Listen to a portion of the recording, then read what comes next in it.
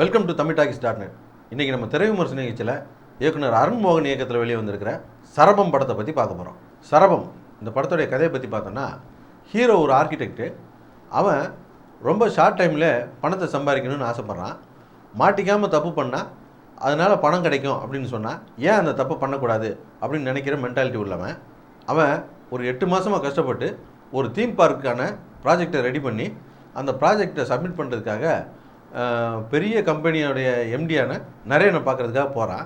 அந்த சமயத்தில் போதை பழக்கத்துக்கு அடிமையான நரேனுடைய பொண்ணான ஹீரோயின் நரேனை பார்க்க வர்றா. வந்துட்டு நரேன்கிட்ட பணம் கேட்டு தகராறு பண்ணுறாப்புல.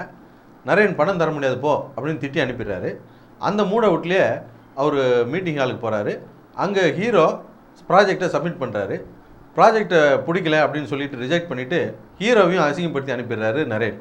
தன்னுடைய 8 மாத உழைப்பு வீணாக போயிடுச்சுன்றதுனாலையும் தன்னை அவமானப்படுத்திட்டாருன்றதுனாலையும் நரேனுக்கு ஒரு பாடம் கற்பிக்கணுன்ட்டு ஹீரோ தண்ணியை போட்டு நரேன் வீட்டில் போய் கலாட்டா பண்ணலான்னு போகிறாரு. அங்கே நரேன் வீட்டிலேருந்து ஹீரோயின் செவிரேறி குதிச்சு வெளியே வருது. ஹீரோயினை ஃபாலோ பண்ணி ஹீரோ போகிறாப்புல.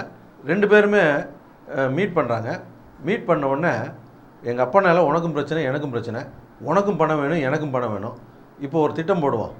நீ என்னை கடத்திட்டதா ஒரு ட்ராமா போட்டு எங்கள் அப்பா கிட்ட பணம் கேட்போம், அந்த பணத்தை வாங்கி 2 பேரும் பிரித்து எடுத்துக்குவோம் அப்படின்னு பிளான் பண்ணுறாங்க. பணத்துக்கு ஆசைப்படுற ஹீரோ அதுக்கு ஒத்துக்கிறாரு.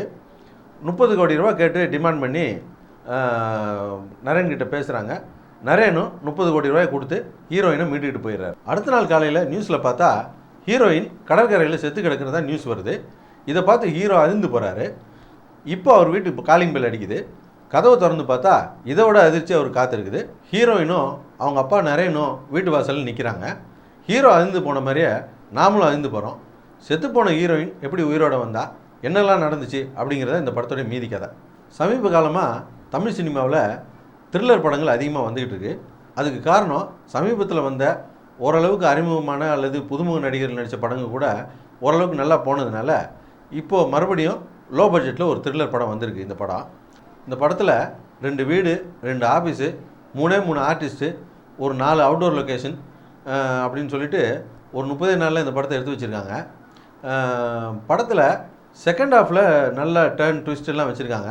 ஆனால் ஃபஸ்ட் ஹாஃபில் கதையை சரியாக கொண்டு போகாமல் நமக்கு நம்பிக்கை இழக்க வச்சிடுறாங்க.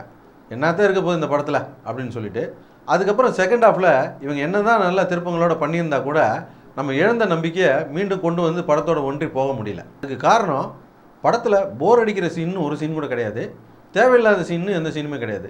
அதே போல் படத்தை சுவாரஸ்யமாக கொண்டு போகிறதுக்கு விறுவிறுப்பான சீன்னு எந்த சீனுமே கிடையாது. ஆனால் டைரக்டரை பொறுத்தவரை கொஞ்சம் பிசகி இருந்தாலும் நிறைய குழப்பங்கள் வரக்கூடிய இந்த கதையை எந்த குழப்பமும் இல்லாமல் தெளிவாக எடுத்திருக்காரு. மொத்தத்தில் இந்த படம் எப்படி இருக்குன்னா, ஃபஸ்ட் ஹாஃபை பொறுத்தளவு இந்த படத்தில் என்ன இருக்க போகுது அப்படின்னு தோணினாலும் செகண்ட் ஹாஃபில் நிறையா டர்ன் ட்விஸ்ட்லாம் வச்சுருக்காங்க. இருந்தாலும் இந்த படத்தை போய் ஒரு முறை பாருங்கள் அப்படின்னு சொல்ல முடியல.